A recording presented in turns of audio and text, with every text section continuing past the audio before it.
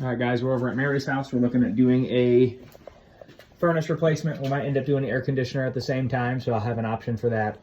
For this system, we'll start with the furnace. We're going to pull this furnace out. We'll set our new furnace back in the same spot. We can put the furnace up on top of a 6-inch furnace base.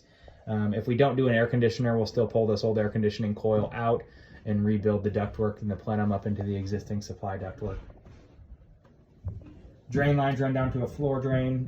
Currently they're in PVC, but they're stopped. If we just remove that air conditioning coil, we don't need a drain at this time, but if we put a new air conditioner in, we'll run our new drain to the floor drain, which is just on the other side of the wall here to the left. I'm going to rebuild some ductwork here. So this is the return box that's in the ceiling. We'll rebuild that. That covers 3 joist spaces. You can see that return panning is starting to rust out or rot out, so we'll replace that. Up to this point, we'll just cut it where we can and rebuild it. New 5-inch media cabinet will get installed, and if we do a new air conditioner, we'll set a new coil on top of the furnace. Gas lines are going to get rebuilt from that point right there back down into the furnace.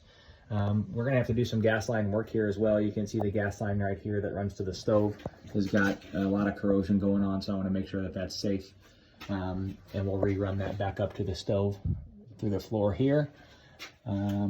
There was a gas line that broke off and went to a water heater, but now the water heater is electric. We're going to end up changing the water heater out and putting a new water heater back in a spot. We can do another electric water heater with no issues. We'll do a thermal expansion tank and a new shutoff valve.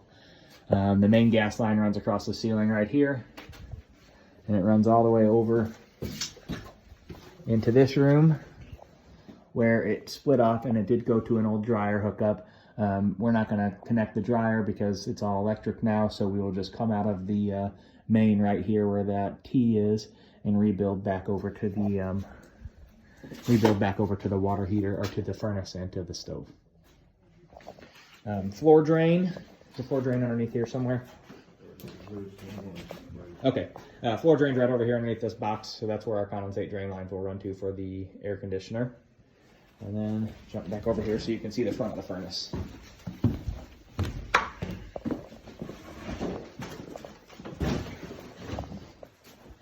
Here's the front of the furnace. There's 4-inch flue pipe that goes into a flue liner. It's a 5-inch flue liner. We'll just build a new T, come back down into the new 4-inch for the furnace. And then the refrigerant lines, if we do a new system, will get replaced. They run up to the ceiling and straight out the back wall there. It's only a 10-foot run. Electrical for the furnace comes from the switch there and goes in BX wiring up to this junction box. And breaker panels right over here. It's a General Electric breaker panel. We're not going to be touching anything on the load center unless they go with an all-electric system, which we'll have to change the whole panel out and put new service in.